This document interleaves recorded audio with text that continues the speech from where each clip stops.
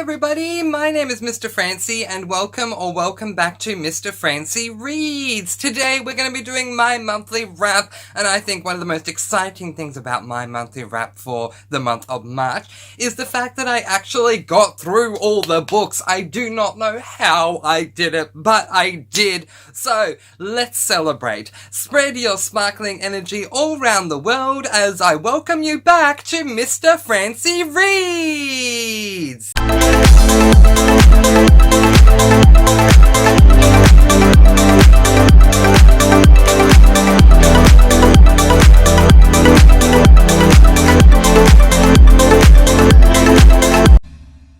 Yes, hello and welcome back to Mr. Francy Reads, and more specifically, welcome back to another monthly wrap. So excited to go through all these books with you guys. I DNF'd one book this month. DNF stands for did not finish. You pick up a book and for whatever reason, you don't end up finishing it, so you put it back down. I like to talk about my DNFs at the start of each monthly wrap. So the one book that I DNF'd, unfortunately I have a beautiful hardcover copy edition of, but that was this book, Recursion by Blake Crouch. This is an adult sci-fi book and I just, had trouble with this one. Recursion is more diary entries, which I don't like, but also we are mainly following a detective, which I don't usually like books where we have someone trying to solve a mystery that it's their profession to do that. It's just not my type of thing. So the first book that I read in the month of March was this book, Eclipse by Stephanie Meyer. This is a YA paranormal book, and I gave this book 5 stars. It is the third book in the Twilight Saga series. I've given every book thus far in the Twilight Saga series 5 stars because I love it so much. The world building in this series as a whole is just so captivating for me, to the point that I feel like I've literally slipped into each book every time I'm reading it, and I'm literally there walking among the characters, and I love this one. Fantastic stuff, Stephanie Meyer. Not a lot I can say because it is book 3 in a series, but I am reading book 4 in April because I needs to read me more of the Twilight Saga. 5 stars from me. The next book that I read in the month of March was a book that was recommended to me by my dear friend Jessica from Lady Lovestead Reads. In January, I celebrated 2 years on booktube. 2 years! Can you guys believe that? I certainly can't. But I asked my friends to recommend a book for me to celebrate the occasion. Jessica recommended this one. That book is called Winter House by Ben Gutterson. So, this book is a middle grade fantasy, and I gave this book 4 stars. So the premise of this book is that we're following a girl by the name of Elizabeth who ends up being abandoned by her auntie and uncle. They end up going away and not telling her. They leave a note for her to tell her she's going to be staying at the Hotel Winter House because they do not trust her to stay at home on her own, which Elizabeth is not happy about. Elizabeth is someone who is very much into puzzles and stuff like that, and this really helps her because unbeknownst to her, when she finally does arrive at Winter House, there's going to be a mystery that will be taking place, and her puzzle-making skills are going to assist her on the way to dealing with this mystery.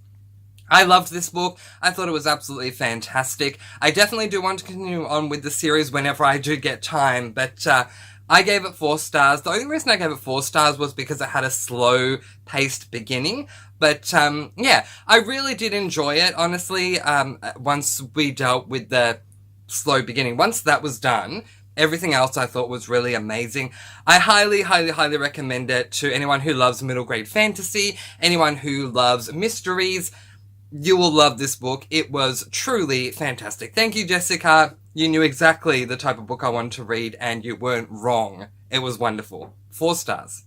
The next book that I read in the month of March was this book, Listen to Your Heart by Casey West. This is a YA romance, and I gave this book 4 stars. The basic premise is that we're following a girl by the name of Kate, who is an introvert at high school who knows exactly what she wants to do with her life. But her parents aren't really satisfied with the fact that she just has one goal, one area that she wants to specialize in for her career. They want her to branch out. So they have asked her to take part in an extracurricular activity that the high school is providing, which is a podcasting class where everyone who gets involved in this class will have something to do with the school's podcast, whether it is that they're the people speaking live on air, or whether they're doing editing behind the scenes, coming up with ideas for the podcast, whatever it is. Kate is a very introverted character, so she is very much, pushed out of her comfort zone when she realizes that she's actually going to be one of the two DJs that are on air talking, so she doesn't really like that. But it ends up serving her really well as her confidence does start to grow while she is doing this. There are some mysteries that come up along the way, which is interesting for a romance book, I must say, but I was let down by the mysteries because I felt that they were really obvious and easy to solve, and, well, Kate didn't solve them easily, and with one of them, it really disappointed me. One of the mysteries involves someone that she knows really well and that she cares about a lot, and she didn't know that this thing was happening with them.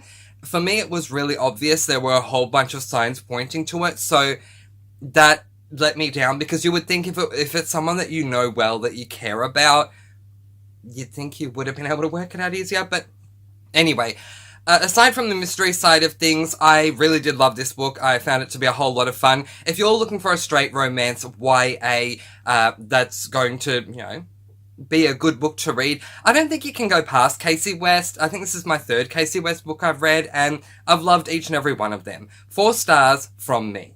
So the next book that I read in the month of March was the Killing Time with Cozy's Cozy Mystery Read-Along, and that book is this book, To Helvetica and Back by Paige Shelton. This is an adult cozy mystery, and I believe I gave this book 3 stars. I did. Okay, so this is a book that follows a woman by the name of Claire who works in a restoration place, so she restores typewriters and some really pricey old-fashioned books that have gone through some wear and tear. The subject matter just really didn't interest me at all, so anytime we were at Claire's profession, it just wasn't working for me personally. I'm not saying that's any fault of Paige Shelton's, it just didn't interest me personally. But the mystery I did find to be really entertaining, so I ended up giving the book 3 stars. There is something that I can't say because it's a spoiler, but something to do with the reveal of the mystery that really let me down. If you've read this book, you know what I'm referring to. I don't like when this thing happens in a reveal for any type of mystery, be it a cozy, a thriller, a horror, a standard mystery, whatever. I don't like it at all, so that did affect my rating also. I gave it 3 stars. You guys, I don't want to continue on with this series, so I'm not going to, but a lot of people over with Killing Time with Cozies will be, so you can join in with them if you want to read the next book. I believe they're reading book 2 in April and book 3 is the final book in May, but it just wasn't the series for me. I gave it 3 stars. Those 3 stars are definitely based on personal preference. A lot of people love Paige Shelton and love her writing style and stuff like that. I just didn't. It just wasn't the book for me, but that's a personal rating as opposed to an objective rating. 3 stars from me.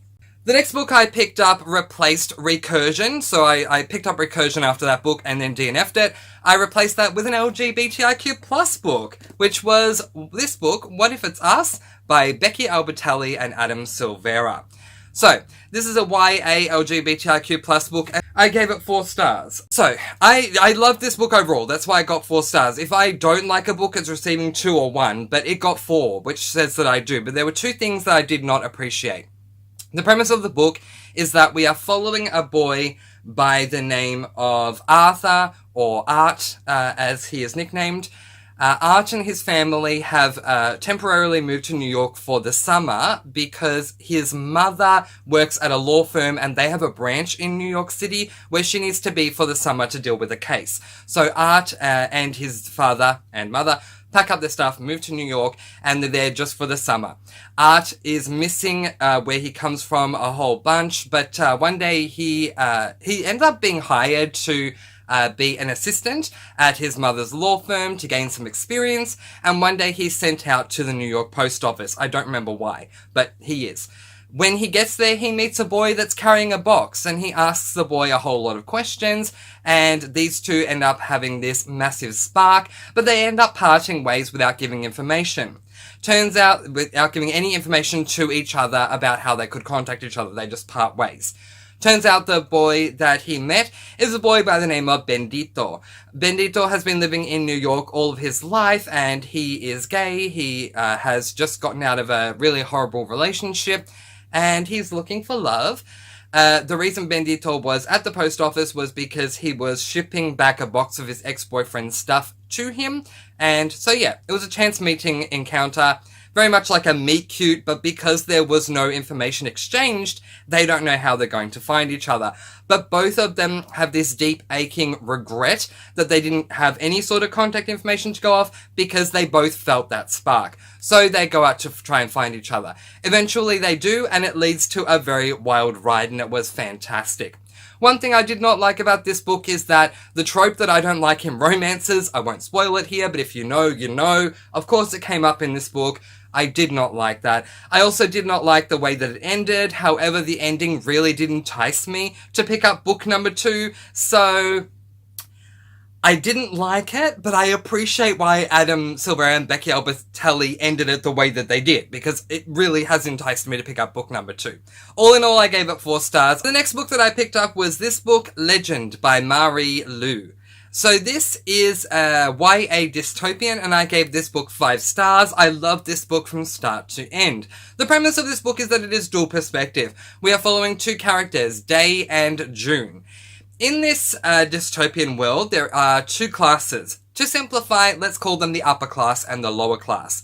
Day is from the lower class. June is from the upper class. When a child turns a certain age, they take an incredibly important life-altering test, and depending upon the result that the child gets for this test, will determine where they're going to go with their life. What I mean by this is if you get a really low score, you're probably not going to go that far, but if you get you're limited in what you can experience. You can't go to school, you're basically given no helping hand whatsoever to get a successful career, and you're basically going to wind up poor. There's just no other way around it.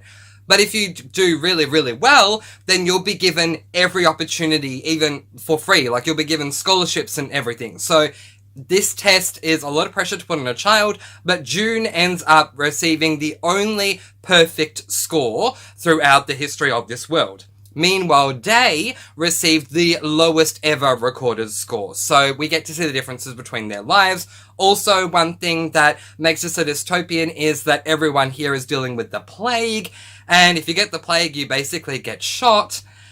Yeah, horrible, horrible, horrible world, but fantastic story. So happy to have read this book, and can't wait to continue on with the rest of the series. 5 stars from me. I loved it cover to cover. So the next book that I picked up was this book, Toxic Toffee by Amanda Flower. This is book number 4, the Amish Candy Shop series, and I gave this book 4 stars. This is the first time that I've given an Amish Candy Shop book so far 4 stars. And the reason I did was because I just felt that there were a few little slumps here and there. So the basic premise of this book is, once again, we're following Bailey King, who we follow throughout every major novel in this series. And this time, Bailey, who works at her grandmother's candy store, Swissman Sweets, has been asked, it's Easter time, she's been asked to create an 8-foot tall toffee bunny, which, wow. And while she's discussing this with the town planner, there is a guy there who is offering to loan a whole lot of bunnies for the children to pad or see or whatever during Easter. But while he's there, suddenly he drops to the ground and winds up dead, and we have to try and work out why he died. It happened really suddenly, and it did throw me off because I didn't expect this guy to die, when normally with cozies, I feel like they kind of make it obvious who's going to be the one to die. So, yeah. But, look, I thought that the mystery was okay. As I said, I gave it 4 stars. The reveal was good. The reveal had so many layers to it, and I really appreciated that. I loved it. Love this series as a whole. If you know me, you know that. So, I can't wait to get on to book number 5, which will most likely be in May. So the next book that I read was this book, And Then There Were None, by Agatha Christie. This is an adult classic, and I believe I gave this book 5 stars. I'm just going to double check. Yes, I did. Okay, so I highly recommend this book to anyone who loves Clue, whether the game, the books, or the film. If you love Clue, you will love And Then There Were None. The basic premise of this book is that we are following, well, it's omniscient narration. We follow 10 different characters who are invited to an island called Soldier Island to have a nice vacation. When they get there, the characters end up realizing that one thing that each guest room that each one is staying in has in common is a poem or a nursery rhyme, something like that, called 10 Little Soldiers, that talks about these 10 little soldiers that end up going out to do whatever they're doing, and one by one they all die in different ways, and that is reflected throughout the book with our 10 people dying in different ways. That is actually not a spoiler. It may sound like one, but it's not, because we come to realize this incredibly early on. So someone dies early on, then someone else dies early on, and the suspicion is raised very quickly among the survivors. Oh wow, not only are people dying, but they're dying the exact same way that the 10 little soldiers did. So that's not a spoiler. What we're trying to work out here is who is behind all of this. Once the 10 people are on the island, there is absolutely no way that anyone else could get onto this island, so it becomes inevitable, and everyone realizes that someone that is among us is actually the killer, and we need to work out who they are before all of us end up dying. This was just fantastic. I cannot believe I have not read Agatha Christie before now. You best believe I'm going to be reading more Agatha Christie after this. 5 stars from me. The next book that I read was this book, Murders No Votive Confidence by Kristen Brecker. This is an adult cozy mystery, and I gave this book 4 stars. Okay, let's talk about this one. So this is the part of a Nantucket Candlemaker mystery series, and the title is a pun on a type of candle. So back in the day I used to love candles. I used to say this in a happy, funny type way, that I love candles as much as women love shoes. Things have changed since then, but I used to be obsessed with candles and everything about them. Votives, in the title, votives are a type of candle. So, in the title, it is suggested that we're going to deal with candles. In the series title, it's suggested we're going to deal with candles. If there's one thing we did not deal with enough in this book, it was candles. And let me explain why. So we're following a woman by the name of Stella, who runs a candle store, which would make you think, oh yeah, we're going to learn a lot about candles. But nay, sir. From the beginning of the book, we come to find out that Stella has been invited to assist a wedding planner for a bride who wants a candle-themed wedding. So this book does not turn out to be a candle-themed cozy, but rather a wedding-themed cozy. We're hardly at the candle store because she's mostly at the wedding area, dealing with the wedding stuff. So, yeah. In saying that, I loved the mystery, and I definitely feel like I'll continue on with the series. I'm just not going to think too much about the title. I'm just going to call it the Wedding Planner series in my mind, rather than a Nantucket Candlemaker mystery series, because it really, that's a letdown. So I just think it was inadequately named. If I can name it something else, it was fantastic. The mystery was so wonderful. From start to end, I was hooked all the way through the mystery. Kristen Brecker just did an amazing job. So 4 stars from me. One of the things she's done is she's created like this dual candle thing, which represents love. I forgot what that candle's called, but anyway. And so they go upstairs to get the candle, and then they find out that the groom-to-be's brother is dead. And so we need to work out what the heck happened, because he died at the hotel where they're doing the ceremony and the reception. And so obviously it can't go ahead until we've solved what's going on. Motivation was absolutely pure. I loved that. because sometimes with cozies I don't get the motivation, but this is Stella's job. She's been hired to work at this wedding. If the murder can't be solved in time, there'll be no wedding, she won't have the job. So I appreciated that. But oh my gosh, was this so good, and the reveal was wonderful. I highly recommend it. Just don't go into it thinking you're getting a candle shop mystery. Just go into it thinking you're getting a wedding mystery. But fantastic. 4 stars from me. So the final book that I read in the month of March was this book, Just Ella, by Margaret Peterson Haddix. This is a YA fantasy, and I'm giving this book 4 stars, and let me just say, finally. I did not know about this book coming into booktube, but ever since I started creating videos on booktube, I quickly found out about this book, and I've been wanting to read it and haven't read it. It's been 2 years. I finally read it. Was it worth it? Absolutely it was worth it. So in this book, we are following a girl by the name of Ella, who is basically Cinderella. So think of the film Cinderella, and imagine that when the credits start to roll at the end of the film, that things continue forward. In this book, we pick up the very next, well, not the very next day, we pick up, I think it's a couple of weeks after she's been taken to the castle, and Ella is being instructed on how to be a princess. Turns out, Ella doesn't really want to be a princess because everything that involves being a princess has nothing to do with the type of person that she is or the type of person that she wants to be. Her most physically demanding task seems to be needlework, and that's just not her. In fact, at one point, she and some of the other ladies royal ladies end up going to watch the men play a sport.